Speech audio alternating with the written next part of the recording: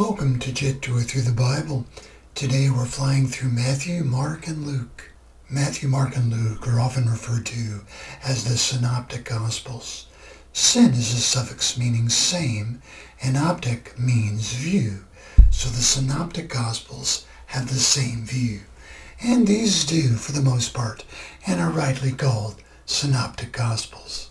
These books are also called Gospels. And gospel means good news, and these gospels are great news. But gospel is also its own type, genre of literature. There are no other writings, no other type of literature quite like a gospel. To begin, a gospel is basically a Passion Week narrative, the triumphal entry to the resurrection, with a long introduction. Additionally, the Gospels ask the question, is Jesus the Christ?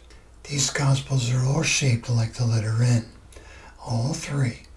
And that first stroke of the N is upward, as our story begins with two genealogies in Matthew and Luke, tying Jesus directly to Abraham and to Adam, and then followed swiftly by incarnation narratives in Matthew and Luke.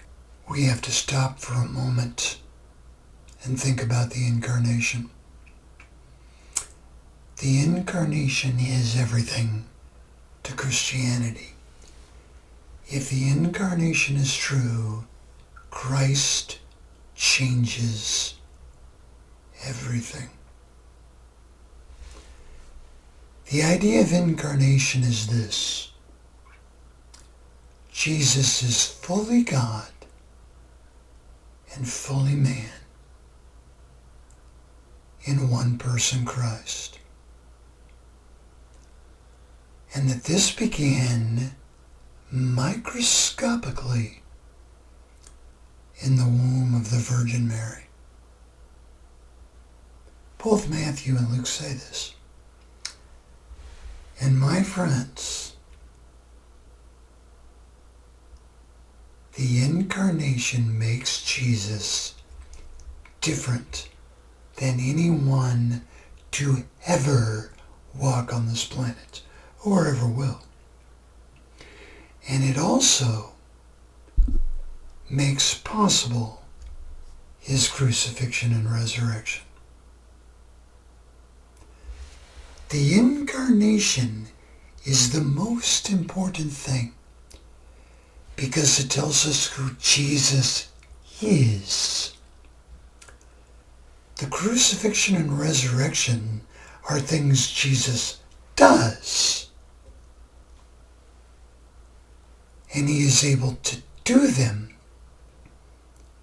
because he is God made flesh, the unique God-man. As we continue up our N, the Gospels swiftly get us to the beginning of Christ's ministry. Here we see Jesus calling disciples, training disciples, teaching in public, and performing many miracles. His popularity is going up. Lots of people are coming to see Jesus. This section ends at the Mount of Transfiguration. Literally and figuratively, it is the top of this first section of the story.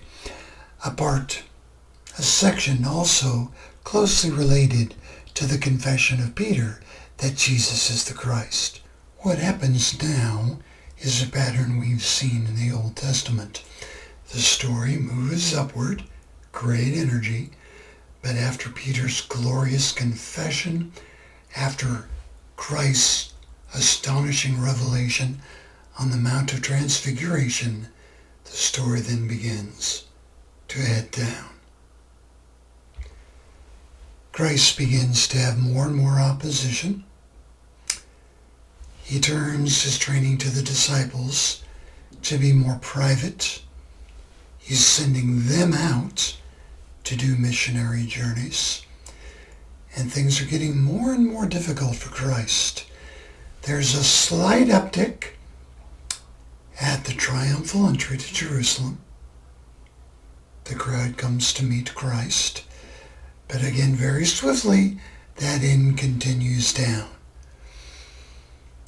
to the Last Supper, where Judas goes to betray Christ, to the trial, to the crucifixion, to his death, and to his burial.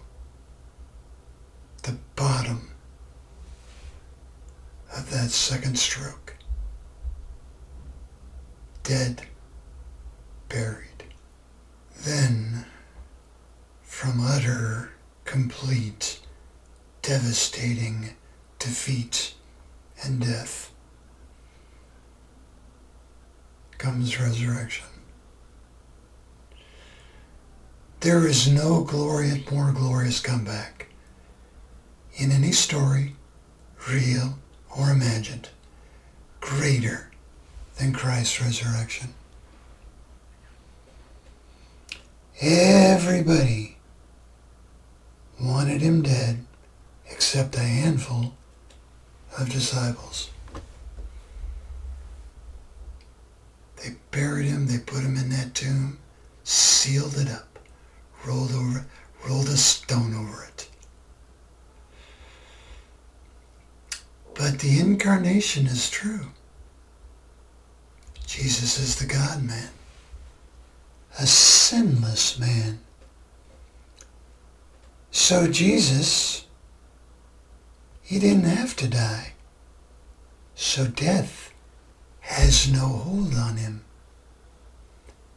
The death he died for us. The debt we should have paid, the wages we should have paid for our sin, our rebellion, God himself paid on that cross. So on Sunday morning, Jesus came back to life, the first to be truly resurrected, a man who will never die. That's resurrection. It's not merely coming back to life. It is coming back to life and living forever. That's what Christian resurrection is. And that's what Christ did. You see, the crucifixion and resurrection don't make Jesus Lord. They don't make him God. The crucifixion and resurrection proves that he is. And finally, Matthew and Luke end with the most astonishing vision. The boldest, most far-reaching vision ever conceived by anyone. Jesus looks at his small group of disciples and says, "Take this good news to the ends of the earth. Preach my gospel in every nation." 2,000 years later, here we are. There's not a nation on this map that hasn't had the gospel preached. Amazing, true, wonderful. The Gospels are good news. Thanks for joining me. Appreciate the time. God bless. My name is Martin McCorkle.